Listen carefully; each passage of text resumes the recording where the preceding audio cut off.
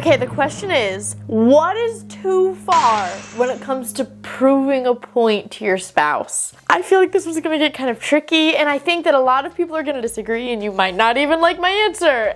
And that's okay, but this one's gonna be a little interesting. Happy Apple Picking Day! Just a quick reminder for all of our new friends, if you want to transfer your story to be featured on Am I the Bad Apple, you can send it to my subreddit, r/Am I the Bad Apple. And just our weekly reminders, especially with this week. Some of these are gonna be a little interesting. We all come from different branches of the apple tree, meaning that we all have different experiences throughout our lives, and those shape our perspectives. So many times we're gonna have different opinions and different perspectives on different stories. And a lot of that just goes into, did we experience something like this? Have we never experienced something like this? Do we just not have all the information because we just haven't lived it? Sometimes you might learn from somebody in our comment sections, and sometimes you might teach someone else something, and sometimes you might teach me something, but that's okay. We don't all have to be right 100% of the time instantly.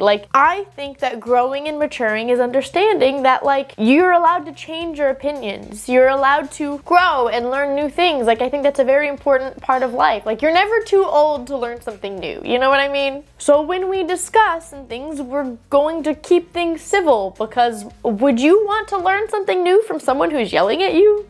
No. So without further ado, let's get started with this week's episode of Am I the Bad Apple? Let's go apple picking. Apple number 1. Am I the bad apple for yelling at my sister for what she was wearing? I have an aunt who's recently had another baby. She invited myself, my parents, and my sister to her baby shower and requested that we all wear either white or pastel colors. My sister's in a little bit of an emo phase and almost wears exclusively black. Maybe sometimes she'll wear gray or purples or blues here and there, but it's mostly black. Our parents are divorced, and I live full-time with my mother, whereas she goes back and forth between our parents' houses. On this particular day, she was at our dad's house. My mom and I arrived at the baby shower, and my dad and my sister arrived a little later. My sister was in dark blue jeans and a black sweater. I was fumming. I managed to keep my silence until the shower was over, and then we were all walking back to our car, and that's where I went off on my sister and my dad a little bit for wearing that when our aunt specifically asked us to wear light colors. Afterwards, my mom told me in the car that it probably wasn't the best thing for me to do, and that later this week I should probably call her and apologize. I guess I feel a little guilty. She's a kid, and I guess I had my own emo phase a few years ago too, but we were instructed to wear light colors. I don't understand why she couldn't just follow directions. Ooh, yeah, okay. So this is a really good example of when we pick good apple or bad apple crap, it's not necessarily always correlated to bad apple's a bad person or good apple's a good person. It's just did what I do in that moment, was it the right thing to do or the wrong thing to do? And so for me, I'm going bad apple not because I think that this kid is a bad person or this sister is a bad person, but because I genuinely just think she did the wrong thing. You're not your sister's parent. If it was that big of a deal, then you let your parents handle it. I don't know how old you are, but I know as a grown-up that when you have things like baby showers or wedding showers or things like that, first of all, I've never heard of a dress code like that for a baby shower. Never heard of that. I have seen some people recommend hey, wear this kind of color to weddings, and it never pans out 100%. And I think that as someone getting married or having a baby, you've got to know these are suggestions, they're requests, but they're not demands, they're not laws. You're gonna have people that don't follow through, and you've got to understand and accept that. And if it was that big of a deal, then let the mom or the dad handle it. It's not, you're the sister. It's not your place. You're not the parent. And especially when your mom was you should not have yelled at her for that. That should be the key of oh yeah, that wasn't my place. Yelling at someone for not owning clothes to wear to a baby shower, I think it would be very over the top to expect her to go out and buy light clothes that she's never gonna wear again because she doesn't like those colors. Some people just don't, I don't even know if I have pastels. it just doesn't really look good on my skin tone, you know what I mean? I think the idea of like making a kid who's never gonna wear that color again go out and buy something, like I think that's over the top. As an adult, like we know when younger people in the family are going through those emo phases. We know when the kids have something going on. So it's more than likely that mom already told the aunt, hey, she doesn't have these colors, we'll get her into something, but she just doesn't own pastels, and the aunt's probably like, okay, that's totally fine, whatever. Like, in the nicest way possible. Actually, this is a really good example because I'm also going to a baby shower after this. When you're the guest at like a bridal shower or a baby shower, like you're not the main character, you know? Like I was even just thinking about this morning because I found like this cream that I've been putting into my hair, and it actually has my hair dry in the natural waves that I know exists, that the internet's been trying to gaslight me and tell me don't exist, but they do. And I made the mistake of brushing my hair this morning because I'm not used to the waves, right?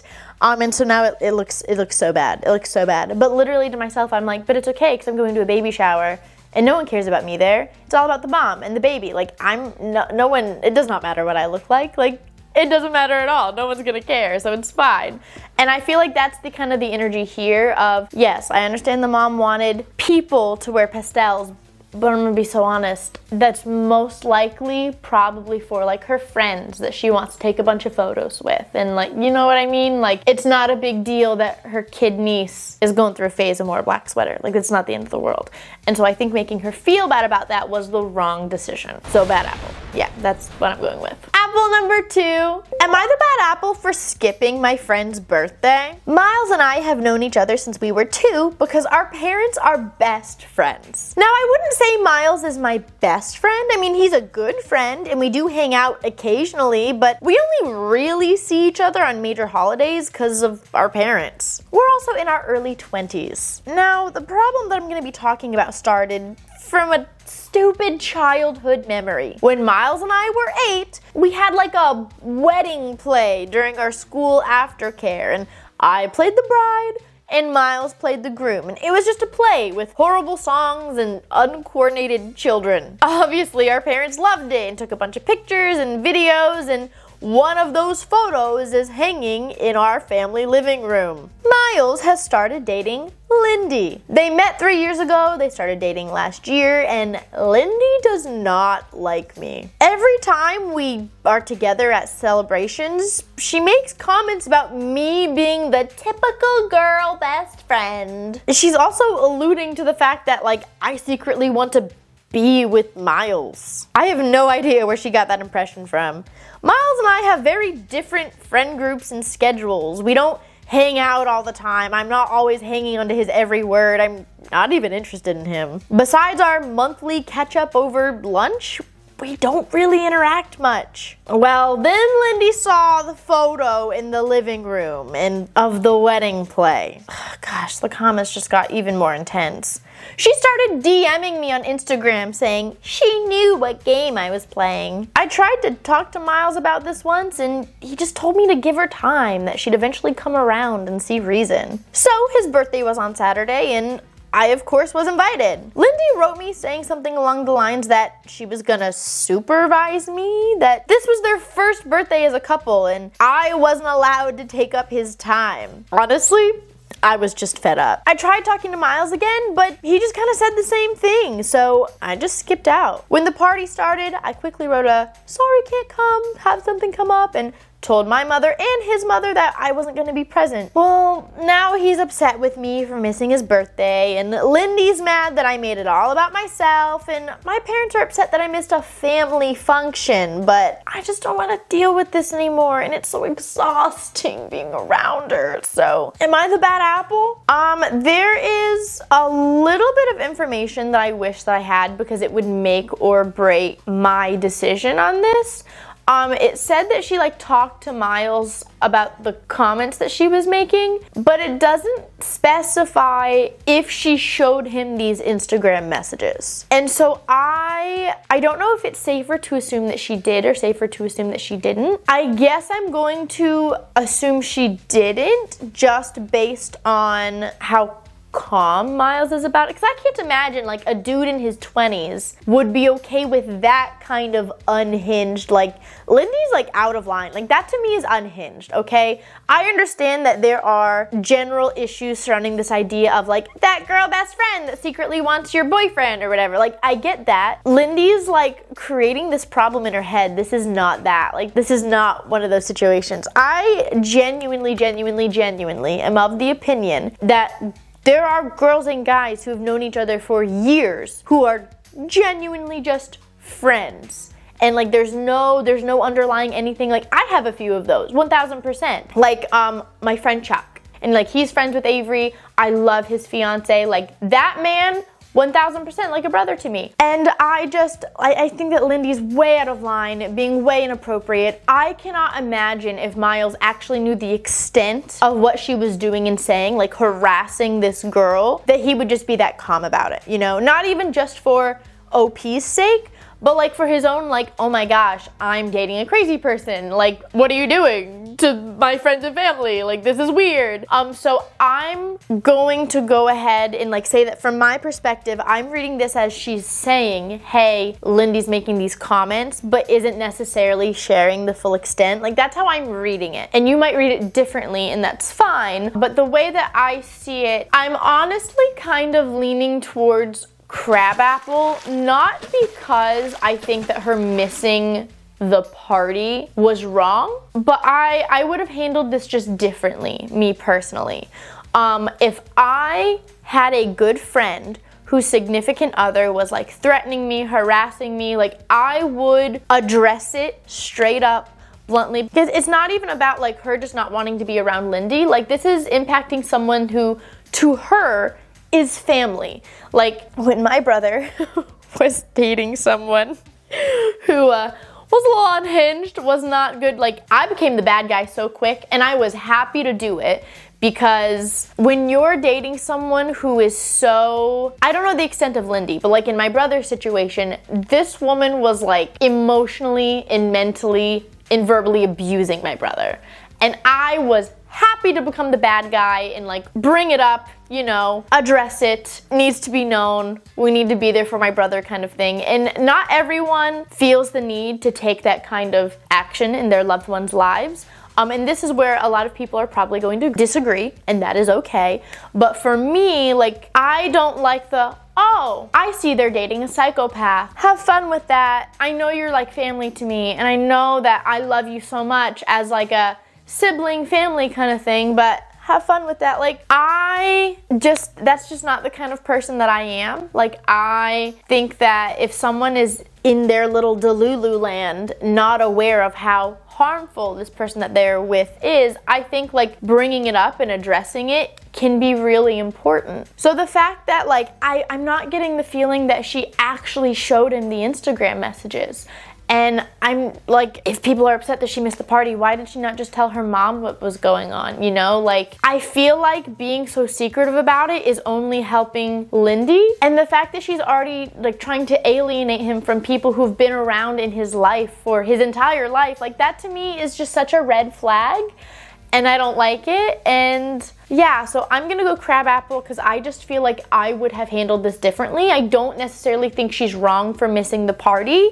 I just would have handled this very differently, personally. And I know that there are gonna be some people that are like, well, she talked to Miles, but I'm just not getting the feeling that she was brutally honest with Miles. Like, you know what I mean? Like, there's a difference between, hey, I don't think your girlfriend likes me, she thinks I'm like in love with you, and hey, your girlfriend is harassing me and telling me that she's keeping an eye on me and says I'm not allowed to speak to you at your birthday. Like, to me, those are two very different things, and I just based on how it was written and getting the sense that it was not the latter. So I just would have handled it differently, personally. And you don't have to agree with me on that, and that's okay. But yeah. Apple number 3. Am I the bad apple for banning my son's best friend from our home? My son, 22, has been provided a car that belongs to me and my wife. My son's best friend, also 22, backed into the driver's side rear door and left a very noticeable dent. We have the whole collision on our doorbell camera, and my son's best friend also admitted to it. My mistake at this point was not getting my son's best friend's insurance info or calling the local police department for an official exchanging of information and reporting of the collision. The best friend's mom got involved and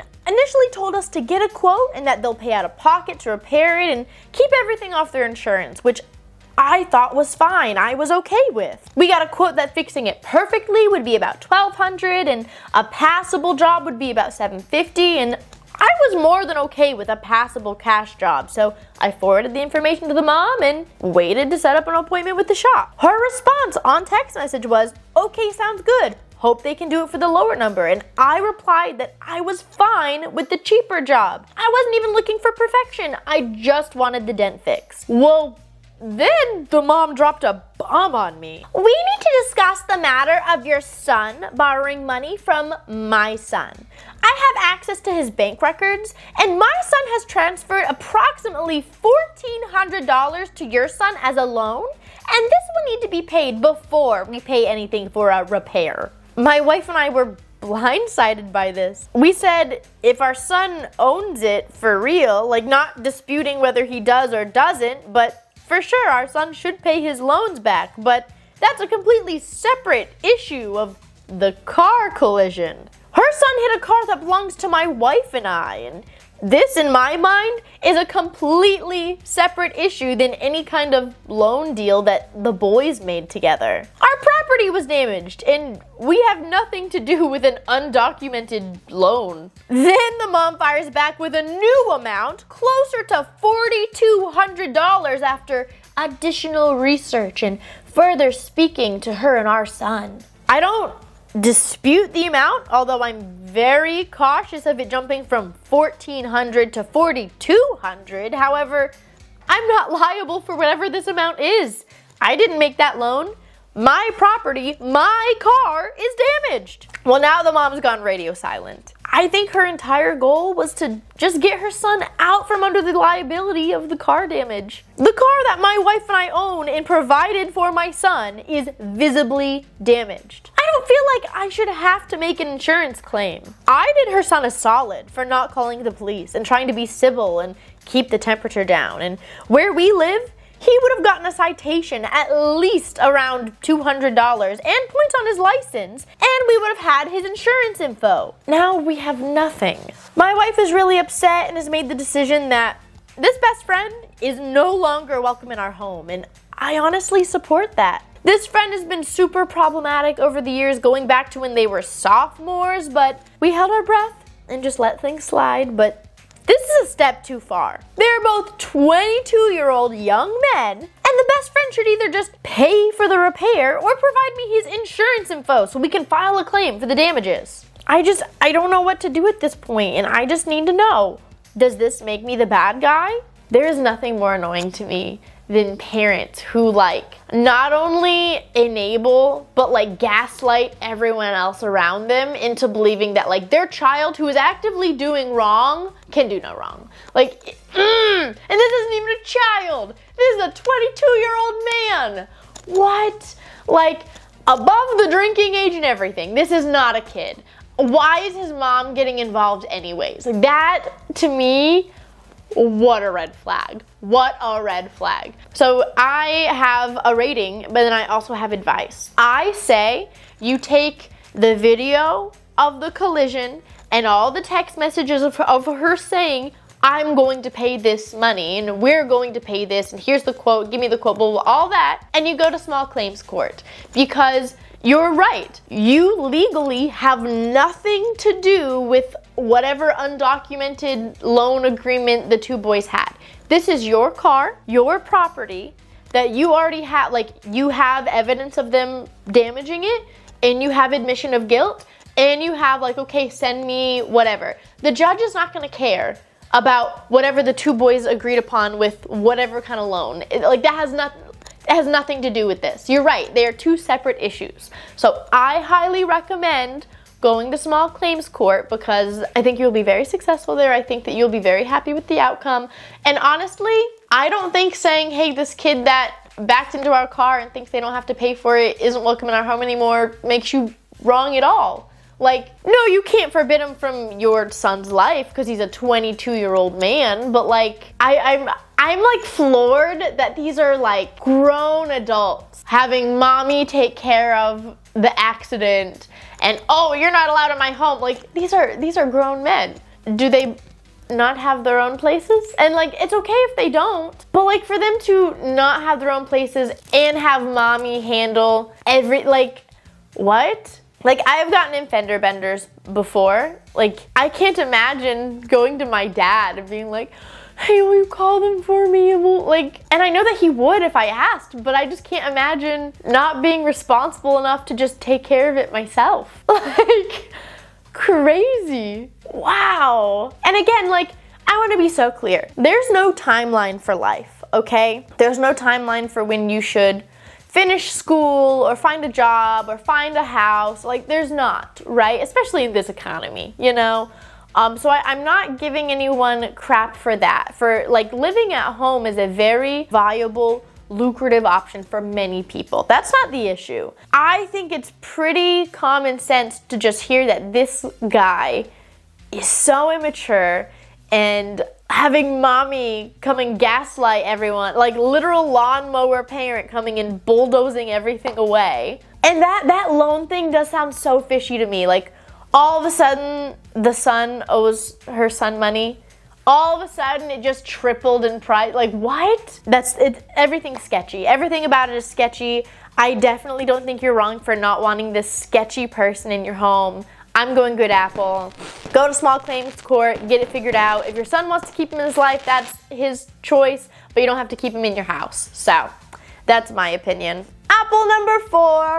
Am I the bad apple for letting my kids disturb my husband during an important work meeting? I, 31 female, and my husband, 36 male, have 2 boys, a 5-year-old and a 7-year-old. My husband works in an office and he has the option to work from home a few days a week, but he prefers not to because it's just easier for him to focus in the office. I run a small business from our home. I don't have a lot of daily work, just some emails and planning, maybe about 3 hours a day, but the business does make about 1/3 of our household income. My younger son is home all day and just dealing with him takes a lot of energy. He's really high energy and will probably wreck something if you leave him alone for an hour. And then the older one comes home at 3 and both of them are with me until about 8 or 9, which is when my husband comes home. A few days ago, I was so tired and I didn't make dinner. When my husband came home, I asked if we could just order something, and he was also tired, so we both got a little snappy with each other.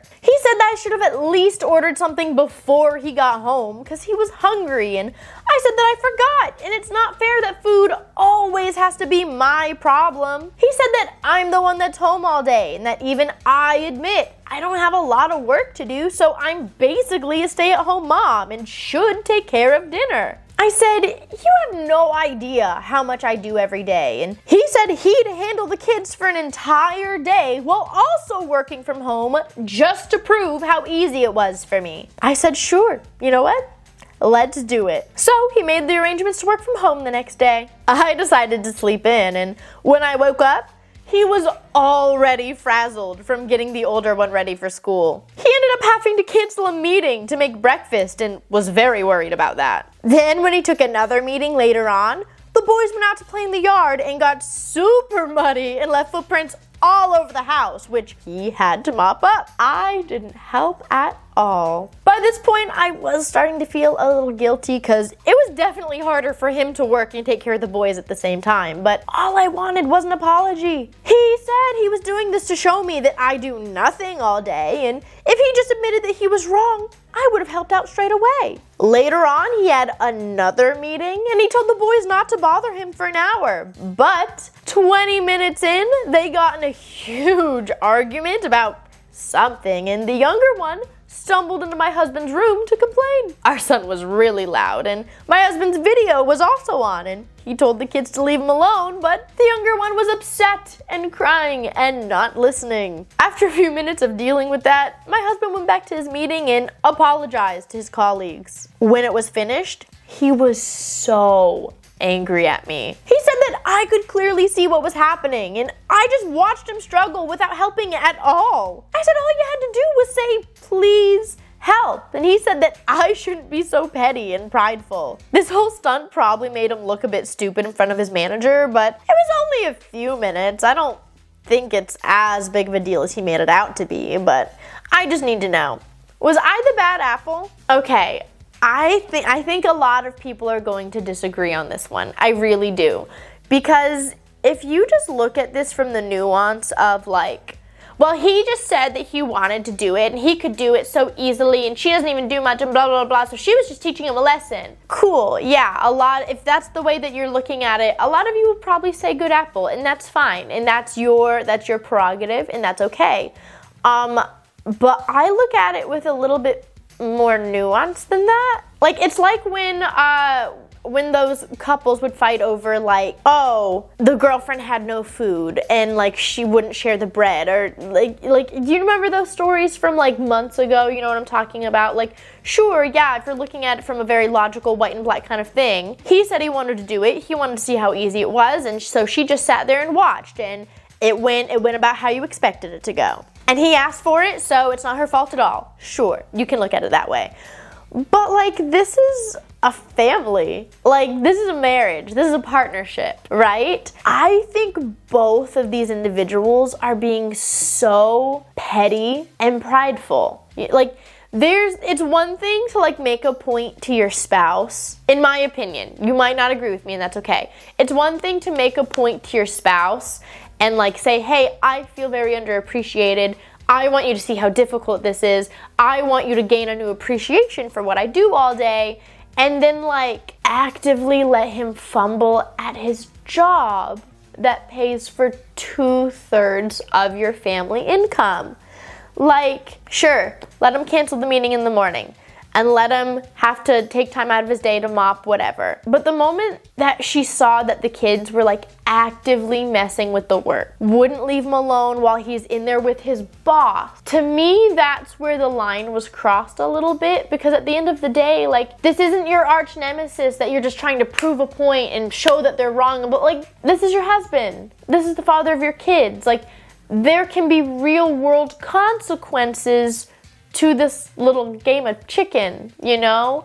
And I can't, like, for me, there's a line that you can cross when it comes to proving your spouse wrong. And like, to me, this kind of crossed the line. And I'm not saying she was wrong for wanting to be appreciated, because I don't think the husband is a bundle of daisies either. Like, he does not appreciate what she does. Like, it might be part-time work, sure, but she's still working and doing stay-at-home mom stuff. That's difficult. Like, why could he just not pick something up for everyone on the way home? Yeah, sure, she forgot, but like, do you not call your significant other when you're on the way home and like, hey, I'm on the way home.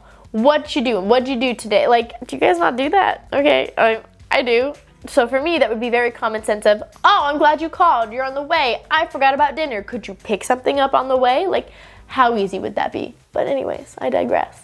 I think both of these people are being a little too petty, a little too prideful. And again, you can demand that your spouse give you a little bit more respect. You can demand that your spouse give you a little bit more appreciation for the things that you do, but there are still lines. And if like your number one priority is for your spouse to say, I was wrong, like in the heat of the moment. Like, I'm not saying that the husband shouldn't have said that. He 100% should have. But I can see in the heat of the moment when trying to work and take care of kids, that's probably not the first thing on his mind is, wow. I mean, yeah, he's probably thinking, oh my gosh, what did I get myself into? Like, I can't, but like the stopping what he's doing to go and have the conversation of, you were right, blah, blah, blah. I can see that not being on the forefront of his brain. And I'm not saying he doesn't need to have that conversation and doesn't need to show appreciation and say that he was wrong, but to say, oh, well, he's not stopping what he's doing to come grovel at my feet, so I'm not going to step in while he's doing real life work things, and this could potentially impact him at work, and I kind of feel bad about it, but you know what? I just want to be right.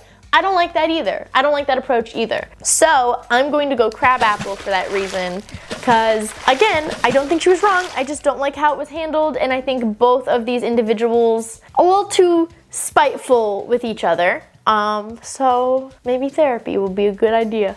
But that's just my opinion. Again, I don't have kids. Some of you guys might have different opinions, different priorities, and that's fine. I would love to hear what you have to say in the comments and what you think, but that is my opinion on it. All right, so in total, I got 2 crab apples, a bad apple, and a good apple. At least those were my votes. I would love to know what you guys got. I would love to read them down in the comments. And as always, if you want a chance for your stories to be featured on Am I the Bad Apple, you can send them to my subreddit, r/Am I the Bad Apple. And for your well wishes today, oh, I love this. It is National Bubble Tea Day. I love bubble tea. Oh my gosh. I usually go for strawberry with boba. Wonderful. If you're a bubble tea lover, definitely let me know down in the comments what's your favorite flavor. But if you don't like bubble tea, it's okay. It is also National Raisin Day. I'm not a big raisin person. I love grapes. I don't like raisins very much. So it's okay. Are you a green raisin person? Are you a purple raisin person? Like, what kind of a raisin person are you? Or are you not? I'm going with the bubble tea one today. As always, thank you guys so much for hanging out with me today. I hope you have a great rest of your day, and I hope to see you all next week. Bye, my lovelies. Mwah.